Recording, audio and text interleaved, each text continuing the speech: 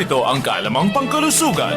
Ang laging paghilik ng mga bata ay maaring senyales ng problema sa kalusugan na kailangang matingnan ng doktor. Hindi lang matatanda ang humihilik, pati din ang mga bata. Humihilik ang isang tao kapag may bumabara sa daanan ng hangin sa may bandang lalamunan. Narito ang ilang mga sakit na pwedeng dahilan ng paghilik ng inyong mga anak. Gaya ng seasonal allergies, pwedeng magbara ang ilong ng mga batang may allergy, sinus infection o sipon, deviated septum, tabingi o hindi pantay ang cartilage na naghihiwalay sa dalawang butas ng ilong ng isang bata. Pwede itong operahan para ituwid at makahinga ng maayos at maiwasan ang paghilik. Namamaga o may impeksyon mula sa virus o bacteria sa tonsils ng isang bata, obese o sobrang bigat ng timbang ng bata, kaya sumisikip ang daanan ng hangin na nagdudulot ng paghilik, at sleep apnea kung saan panandali ang tumitigil sa paghinga ang isang tao. Kung sakaling palaging humihilik ang inyong anak, mainam na dalhin ito sa kanilang pediatrician upang malaman ang dahilan nito at mabigyan ng lunas. Lenny Wong Olivo, NDBC, Bida, Balita.